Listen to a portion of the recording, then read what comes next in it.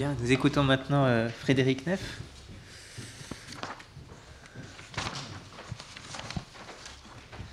Je vais donc prendre la suite de l'exposé de Sophie Berlioz. Alors, donc vous avez bien compris que elle a parlé des objets sociaux et que je vais parler des processus et des relations. Je voudrais insister sur le fait que mon exposé est un exposé un petit peu programmatique. L'ontologie sociale est une discipline où il y a beaucoup de choses qui sont encore, disons, pas très claires, qui sont à faire. Et cette question de la composition des processus en fait peut-être partie. Peut-être que c'est aussi mon ignorance qui fait que j'ai cette impression, je ne sais pas. Et à ce moment-là, je compte sur vous pour me mettre au courant de travaux qui existeraient sur ce genre de choses. Donc, je vais parler de la composition des processus après cette première étape. Et il me semble que l'ontologie des processus est complémentaire de celle des objets sociaux. Il y aurait peut-être une troisième étape qui consisterait à remplacer une ontologie sociale en termes de relations, de processus, par une ontologie en termes de connexion, pour esquisser une ontologie, par exemple, du bouclage des processus actuels et virtuels. C'est-à-dire, on appelle bouclage ce phénomène qui met fin disons, à un processus, parce que sinon les processus se répéteraient ad vitam aeternam, ce qui serait un problème, disons, pour l'ontologie sociale. Alors donc, faute de temps, je passerai sous silence ce qui concerne la connexion. Cet exposé comprendra deux parties. La première traitant des processus actuels et des trajets virtuels, et donc des traits généraux de l'ontologie des processus. La seconde, des relations internes, externes et constitutives. Cette ontologie relationnelle, débouchant sur les connexions dont je ne parlerai pas. Dans la mesure où des relations constitutives sont des traces de processus actuels ou virtuels de connexion. Le but de cette communication est donc de repérer un premier inventaire des structures de composition dans l'ontologie sociale des processus sociaux, ce qui implique une dimension virtuelle. Logiquement, on pourra donc être en présence de la combinaison d'actuel et d'un processus virtuel ou de deux processus virtuels.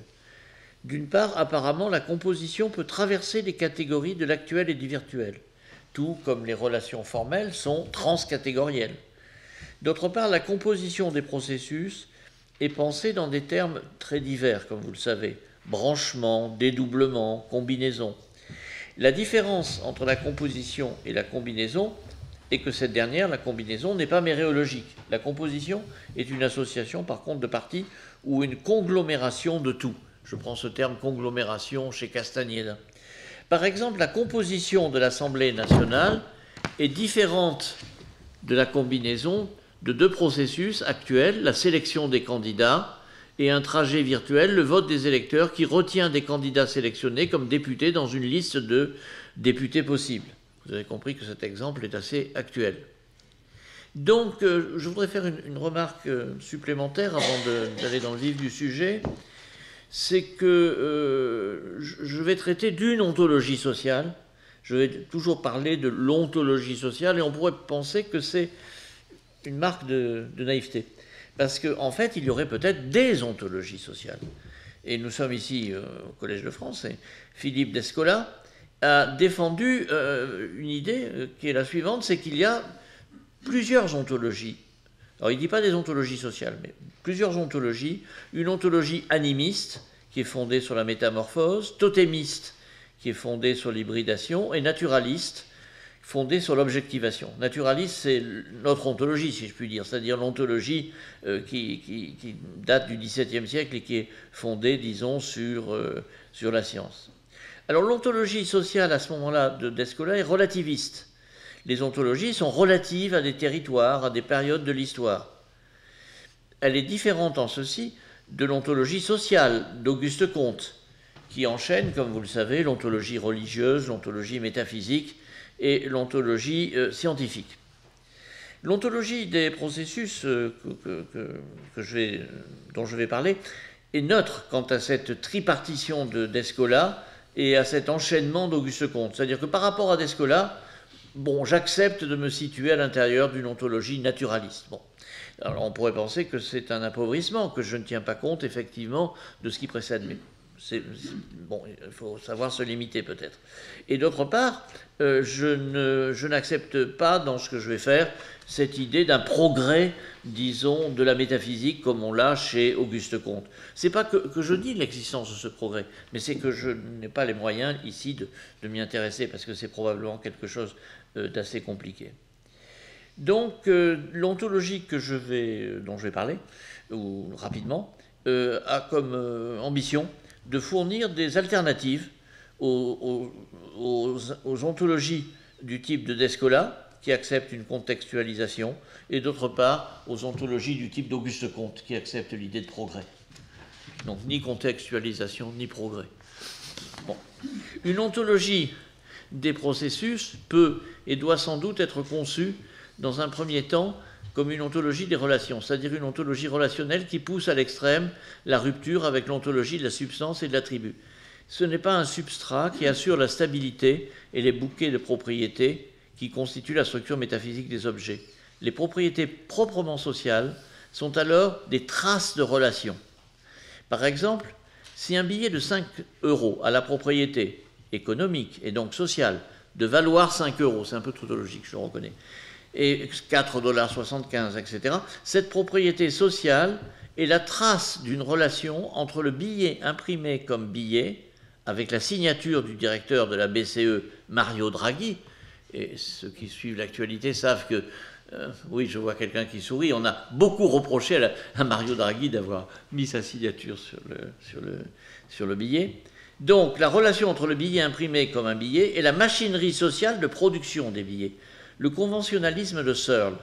Le billet vaut par convention 5 € en vertu d'une déclaration performative qui fixe la convention par la présente que X dans le contexte C vaut Y, etc., et qui fait qu'un morceau de papier est déclaré valoir 5 €. Cette ontologie conventionnaliste, à mon avis, ne retient finalement que la structure linguistique plus ou moins superficielle de l'ontologie des processus. L'ontologie des documents de Maurizio Ferraris, pour laquelle toute la réalité sociale est documentaire et documentée, ne retient, elle, que la structure superficielle du billet de banque comme manifestation scripturaire des structures d'échange. Et à ce moment-là, il me semble, peut-être certains vont me contredire, en privilégiant la signature du chef de la BCE. La signature effectivement de Mario Draghi devient quelque chose de vraiment important dans une ontologie du document. Alors, ce qui peut semblait également insuffisant si on recherche les grands traits d'une ontologie sociale qui ne se contente pas de juxtaposer comme Searle le physique et le social dans une sorte de dualisme paralléliste ou de généraliser au social la théorie de l'écriture de Derrida, ce qui est un peu ce que fait Maurizio Ferraris. Cette juxtaposition n'est pas levée par la déclaration de convention qui se contente de prendre la documentalité de certains objets sociaux en postulant une universalisation purement inductive et qui est évidemment fragile. Ces deux ontologies alternatives ont tendance à oblitérer les interactions qui sont à la base des objets sociaux. Ce sont en effet les processus qui nous permettent de penser les objets et non l'inverse. Sophie Berlioz vient de montrer que par les occurrents vitaux, les continuums existent dans la réalité. Les objets physiques et les objets sociaux n'ont certes pas le même pédigré ontologique. Les objets physiques peuvent être considérés comme des émergents, la base d'émergence étant l'ensemble des processus micro- ou macrophysiques. Si la base d'émergence est l'enfer quantique, c'est une expression, c'est la forme géométrique qui émerge, forme qui permet de classer l'objet. Les objets sociaux ne peuvent être dits émerger des processus sociaux. Ils sont la trace de ces processus. Et être la trace d'eux est différent de émerger d'eux. L'émergence dessine des niveaux, tandis que la traçabilité des processus sur les objets sociaux n'implique pas forcément des niveaux de réalité. L'ontologie sociale n'est pas nécessairement une ontologie multiniveau. Le mariage, on a pris le même exemple, le mariage comme institution au long cours, marriage, matrimony, n'est pas plus profonde que la cérémonie de mariage, noces, nuptials. J'ai pris l'anglais parce que l'anglais distingue bien les deux. La forme normative n'émerge pas de la pratique. La coopération, qui est le fondement du social, est une interaction qui est formée par des processus actuels et des trajets virtuels. Si A coopère avec B, il se peut que A agisse tandis que B n'agit pas. Et dans ce cas, l'action de B en échange de celle de A est virtuelle. Par exemple, si tu viens garder mon fils en échange d'un covoiturage, il y aura deux processus actuels qui se succèdent et deux trajets virtuels. Quand X garde l'enfant, le covoiturage est virtuel. Quand Y admet X dans sa voiture, ce en quoi consiste le covoiturage, la garde de l'enfant est virtuelle. On peut remarquer que la structure de la coopération est alors pensée en termes de boucle. Cette interaction se termine avec la boucle qui consiste à combiner et à fermer les quatre types de processus. Le succès d'une coopération engendre une boucle qui est la réalisation d'une connexion. Le processus ne doit pas se répliquer sans fin. C'est le bouclage qui met fin au processus qui est linéaire ou circulaire. Par exemple, le silo. C'est cette espèce de truc en béton. Par exemple, le silo, qui est un objet social, est la trace d'une accumulation, processus qui est bouclé quand le silo est plein. Par exemple, si vous avez un silo qui est une tour, un tower silo, ou qui ressemble à un bunker silo, ou qui ressemble à un sac, bag silo, qu'on appelle en français silo boudin, évidemment, ça dépend du type d'accumulation, des bouts, des graines, des liquides ou des minerais. Et là, il y a toute une ontologie qu'on peut développer qui doit être nécessairement une ontologie effectivement du processus et qui peut être une ontologie de processus physique assez compliquée. L'ontologie de base que je proposerai est composée seulement de deux types d'entités. Ce qui peut surprendre, car à première vue, l'ontologie sociale semble plus riche que l'ontologie physique. Ces deux types d'entités, c'est les processus singuliers, et les tropes sont un type de processus singulier, et les trajets virtuels qui recouvrent ou qui éliminent les objets, les propriétés, les relations. Les trajets virtuels qui relient les trajets virtuels relient des processus actuels, et les trajets virtuels peuvent être dans certains cas considérés comme des relations. La coopération suppose un engagement. Si A et B coopèrent au moyen d'un prêt de X de A à B, alors B s'engage à toute une série de conditions à l'intérieur d'une série de trajets virtuels. Par exemple, si j'emprunte un livre à un ami, mettons Jean-Baptiste, je m'engage tacitement à le rendre intact ou au moins montrant des traces raisonnables d'usage. Il ne faut pas qu'il manque des pages au livre, ou pire que je rende un autre livre. On peut se demander si rendre une édition reliée à la place d'une édition brochée est correct pour la coopération. S'agit-il du même livre? L'excéité, ou l'essence individuelle du livre, n'est pas maintenue, car son excéité, qui suppose l'identité des propriétés naturelles, est modifiée. Mais sa fonction même, ou une large partie de l'appareil fonctionnel, ne sont pas modifiées.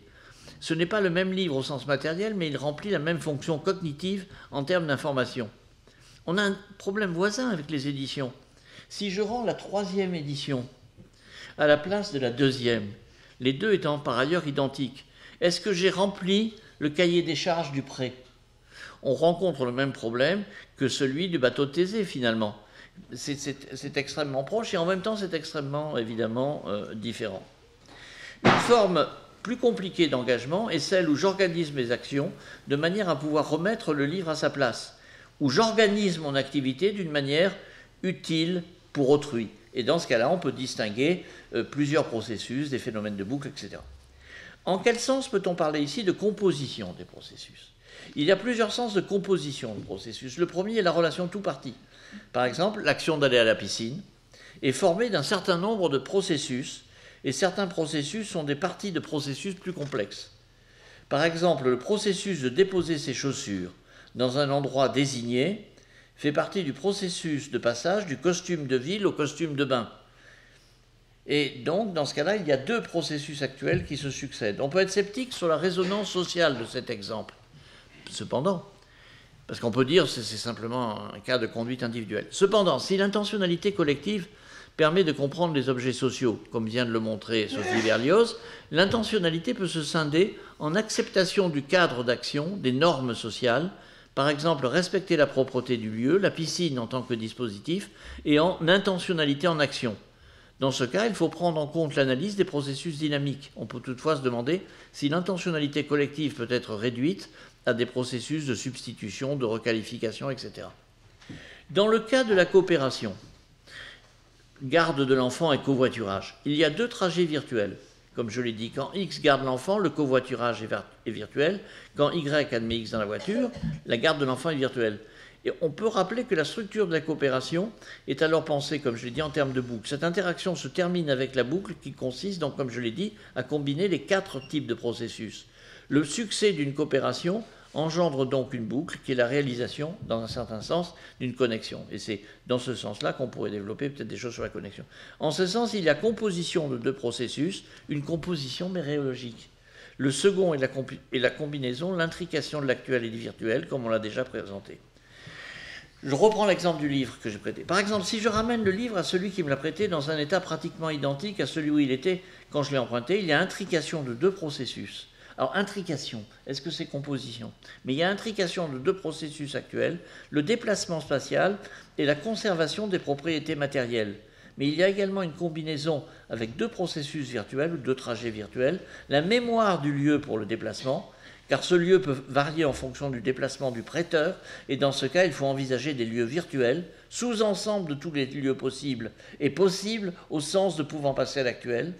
Et l'odologie, je prends le terme de Lewin, l'odologie c'est la science des chemins, et l'odologie du chemin de réappropriation, chemin odologique qui est également une tresse de chemins virtuels, chacun de ces chemins correspondant à un double processus de frayage et d'échange, comme on peut le voir, alors l'exemple va vous sembler étonnant, comme on peut le voir dans la route de la soie, qui est un réseau de routes en fait. Je ne sais pas si vous y êtes intéressé.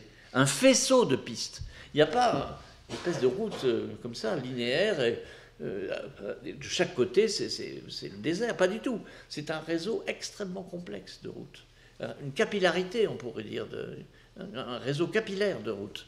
Donc, le processus de l'emprunt, disons, signe l'existence d'un processus virtuel, etc. Les chemins alternatifs, dans le cas de la route de la soie, sont des processus virtuels.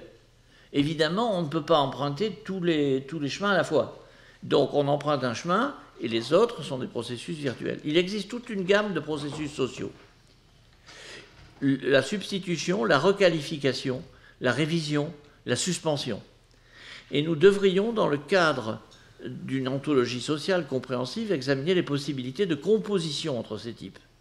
Disons quelques mots sur les 2 derniers types de processus, c'est-à-dire de révision et suspension. Dans l'exemple du livre, imaginons que je perde l'exemplaire que l'on m'a prêté et qui était relativement ancien, et que je cherche une édition actuelle pour opérer la restitution du livre, processus actuel là aussi, et réparer sa perte virtuelle. Imaginons que je trouve une édition récente, perte virtuelle parce que rien ne m'engage à penser que peut-être je vais le retrouver. Et c'est plus qu'une possibilité logique.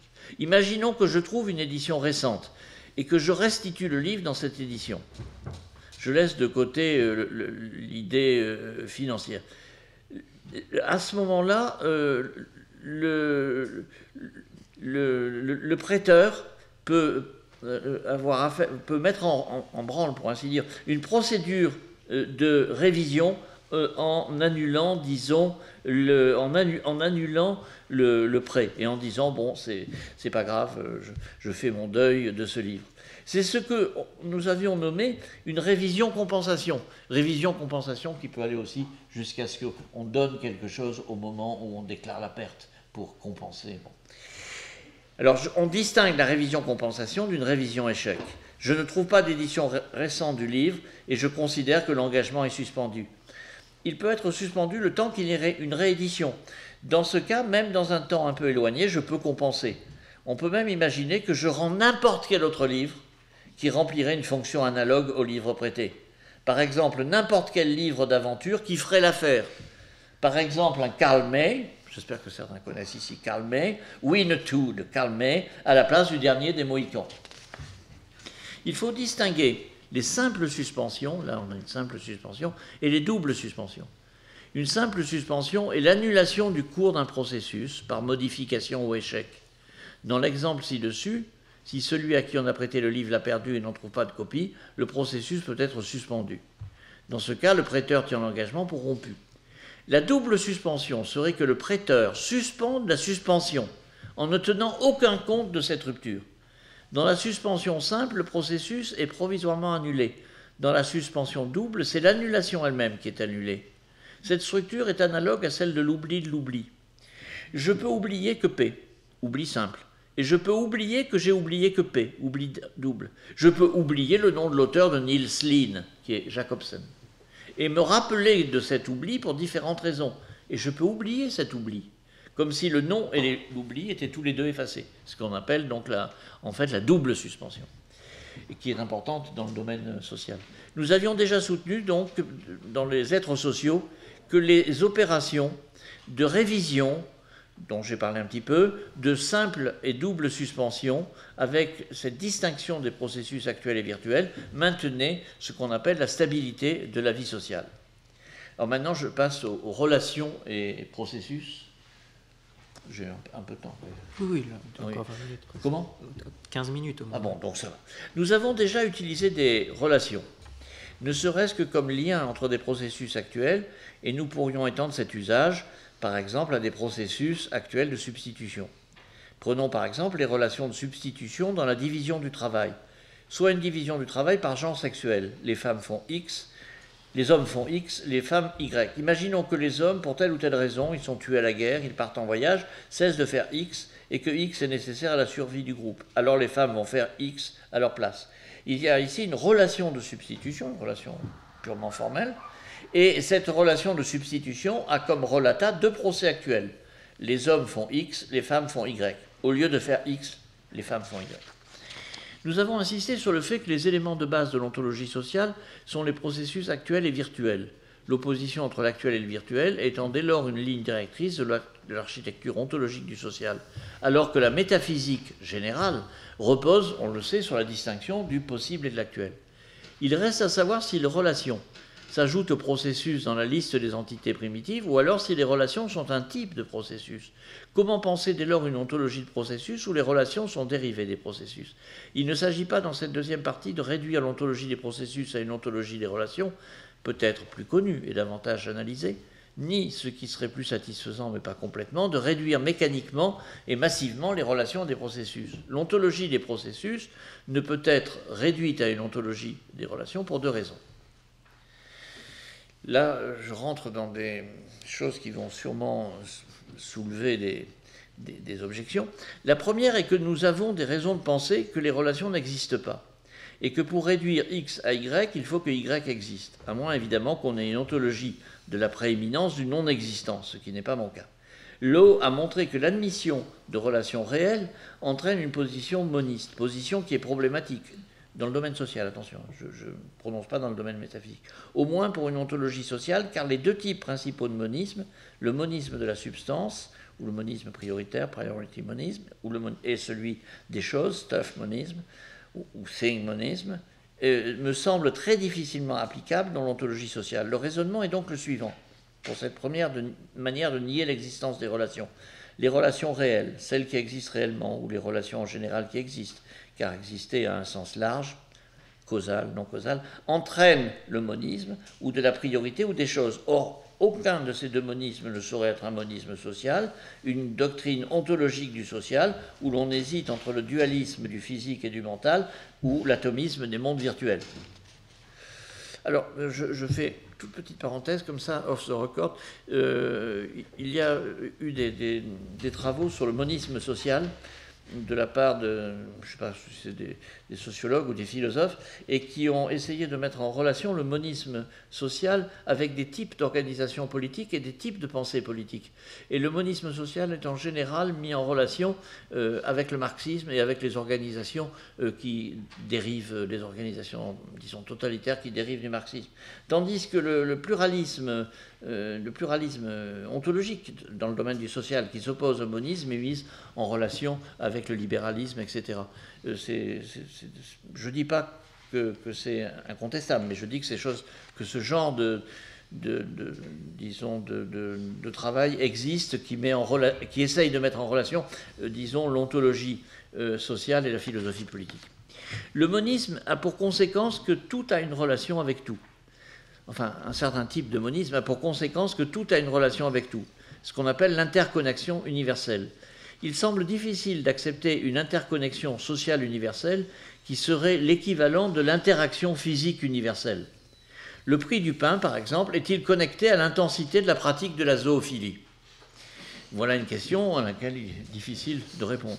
En effet, l'interconnexion au niveau du cosmos, entendue de manière matérialiste, dans le cadre d'un monisme qui se contente d'affirmer qu'une seule chose existe et que c'est le cosmos, conçu comme le tout, est évidemment profondément différent du monisme social que l'on distingue du pluralisme social et éventuellement de l'atomisme social, qui serait en rapport, lui, avec l'individualisme, par exemple, possessif, prôné par les partisans du libéralisme, alors que le monisme social, donc comme j'ai dit, est l'équivalent du marxisme. Évidemment, il existe un monisme idéaliste, et certains philosophes comme Russell ont pensé qu'il était presque nécessairement idéaliste, alors que nous hésitons dans le domaine du social entre un constructivisme radical et un quasi-constructivisme physicaliste fondé sur la composition des processus, mais non sur la convention même si nous nous inspirons de la théorie idéaliste des relations. Ce quasi-constructivisme est-il compatible d'ailleurs avec un pluralisme faible? Il existe une raison supplémentaire de penser que les relations n'existent pas, à côté de cette discussion sur le monisme. Donc, si nous acceptons le critère causal d'existence, X existe s'il existe au moins un Y tel que X cause Y, ce critère est celui qui permet de dénier l'existence aux objets contradictoires. Un carré rond, par exemple, dans une théorie causale de la perception, ne peut causer une image parce que tout simplement, nous n'avons pas d'image du non-existant. D'après le critère causal d'existence, les relations externes n'existent pas. Par exemple, la relation de distance n'a pas de budget causal. On peut rétorquer à ceci que la faible distance entre deux lieux, par exemple de ville, peut causer une intensification du commerce. Mais en fait, c'est ce que je pense, mais en fait, c'est le fait que ces deux lieux sont à faible distance qui cause l'intensification en question. C'est le fait. C'est un fait, la trace d'un processus qui est en cause ici, et non la relation en tant que telle. Cette manière de voir les choses est compatible avec ce que j'ai appelé, avec ce que Lewin plutôt a appelé l'odologie, qui est directement pertinente pour l'ontologie sociale. Les relations internes n'existent pas plus. On serait tenté de dire moins, s'il y avait, à Dieu ne plaise, une échelle d'intensité dans l'existence des relations. Prenons deux exemples de relations internes. Soit le premier cas, une relation entre deux nuances de rouge. Le rouge R plus foncé que le rouge R'. La relation interne est nécessaire. Si R est plus foncé que R', R est nécessairement plus foncé que R'. Je suis désolé, tout ça est très connu. Cette nécessité, d'après moi, est linguistique. Elle est de dicto. Elle provient en fait de la relation entre deux prédicats, ou plutôt de deux modificateurs de prédicats, clair et foncé. C'est une complète tautologie dans un certain sens, et la relation n'ajoute rien, ce qui est normal si elle n'existe pas. Soit le deuxième cas de relation interne, la différence entre la relation de comparaison, qui est chère à Leibniz et Hume. Je compare deux dimensions, deux tailles, celle d'un livre Y, X, et celle d'une tablette numérique Y. Y est plus grand que X, Y est nécessairement plus grand que X si Y est plus grand que X. En fait, ici, la relation est clairement la trace d'un processus, celui précisément de comparaison. Sans ce processus, il n'y aurait pas de relation. La relation est fondée sur le processus. Voilà. Alors, certaines relations, ou pseudo-relations, ou quasi-relations, sont à la frontière de l'internalité et de l'externalité. Un exemple rebattu est celui de la relation père-fils. On peut commencer par se demander s'il s'agit d'une relation interne ou externe, et ensuite si elle présente un contre-exemple putatif à la thèse de la non-existence causale des relations. La relation père-fils n'est pas une relation absolument nécessaire. Tel père aurait pu être le père d'un autre fils. C'est une relation nécessaire que j'appellerais une relation nécessaire post-hoc, une fois que tel individu est le père de tel fils. Ici, de manière encore plus claire, la relation est la trace d'un processus, en l'occurrence le processus de filiation. L'avantage est que, prise ainsi, la relation peut être la trace d'une filiation non biologique. Cette relation existe-t-elle? Si nous retenons la définition causale de l'existence, il est évident que cette relation peut causer des états de choses légaux. Par exemple, X est le père de Y, cause l'héritage direct de X pour Y. Toutefois, causer des états de choses légaux ou les modifier signifie qu'en fait, il s'agit d'une relation légale qui, à proprement parler, n'existe pas, puisqu'elle pourrait ne pas exister dans un autre cadre normatif, donc constitué par une panoplie d'autres processus. Cependant, les exemples de causalité que nous pouvons mettre à jour dans le cas de la filiation sont des exemples donc de causalité symbolique et légale. Nous sommes face à un problème plus général. Les catégories attachées à la causalité sont-elles transposables dans le social? Certains cas sont clairement des cas de causalité sociale physique si on accepte la réduction. Par exemple, une relation d'inceste, relation interne me semble-t-il, cause des dégâts psychiques éventuellement réductibles à des traces physiques. Dans ce cas, il est clair également que le processus fonde la relation. La relation incestueuse n'est qu'une trace du processus de violence sexuelle intrafamiliale, ce n'est pas un existentiel objectif qui manipule les relations en fonction de dispositions préexistantes. C'est ici que le constructionnisme risque de trouver un terrain où prospérer. La relation pourrait être dite construite et dépendre des contextes, son élément normatif dépendant des sociétés. En quelque sorte, vérité en deçà des Pyrénées, fausseté au-delà. Un dernier type de relation, les relations constitutives, introduit quelque chose qui rend compte de la productivité du social. Il ne suffit pas de dire que le social est relationnel, et nous avons vu combien cela est problématique. Il faut aussi insister sur le fait que le social est productif. Les relations constitutives sont évidemment relationnelles, quoique peut-être pas en un sens très fort de relationnel. Ce qui les distingue, c'est que leur relationnalité est inséparable de la production d'un tiers inexistant jusqu'à cette production. Qu'en est-il des relations constitutives dans le domaine de l'ontologie sociale?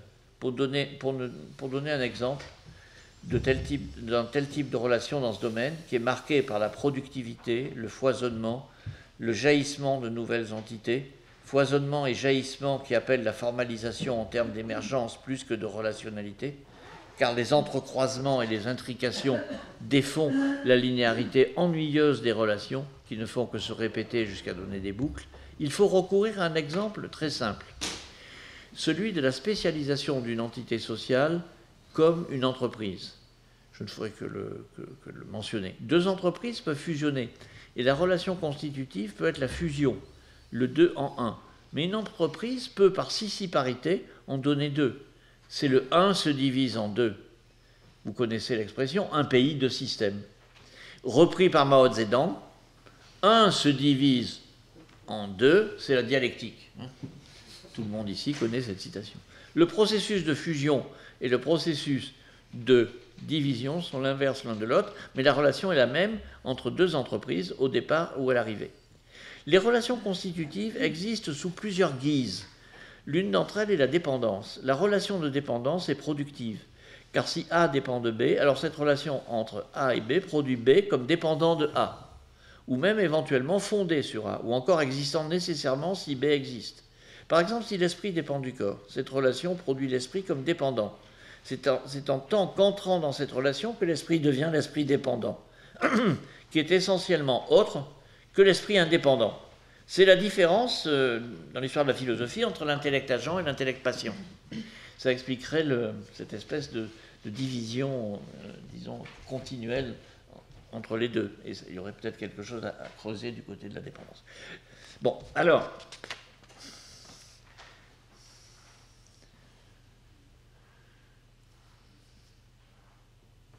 L'ontologie des relations renvoie à celle des processus. La classification interne et externe,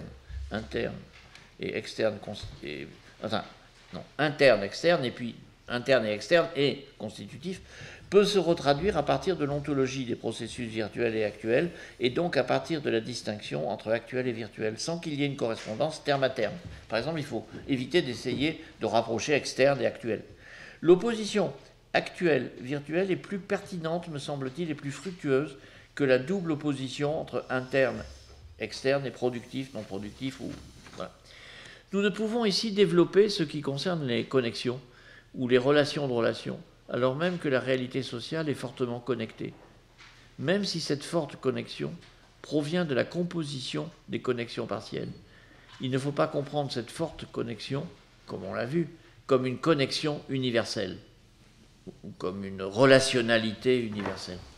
L'ontologie sociale n'est pas moniste, à moins, comme on l'a vu rapidement, d'embrasser l'ontologie marxiste. Regardez à ce moment-là le livre de Lukács, d'ontologie sociale. Et donc, on ne peut adopter l'idée d'interrelation universelle, c'est-à-dire la thèse suivant laquelle tout élément d'une ontologie sociale aurait une relation avec tout autre élément. On peut noter que certains structuralistes ont adopté une version épistémique de cette interrelation universelle. Il est arrivé que l'on soutienne que le sens de n'importe quel élément dépende du sens de n'importe quel autre élément. Il m'est arrivé d'entendre ce genre d'argument. Le structuralisme social, anthropologique ou sociologique dérive du structuralisme linguistique pour lequel la notion de système est centrale.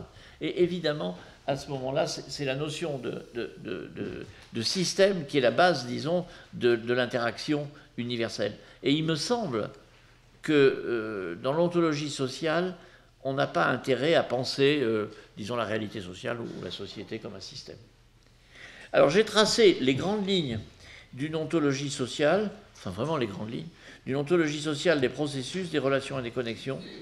Je me suis implicitement prononcé en faveur d'une ontologie pluraliste à partir d'une critique du monisme social. Il est certain que je pense vous en avoir au moins convaincu de ça, il est certain que l'ontologie sociale a des liens avec la philosophie politique et la psychologie sociale. Tous ces liens demanderaient aussi à être analysés. Merci beaucoup.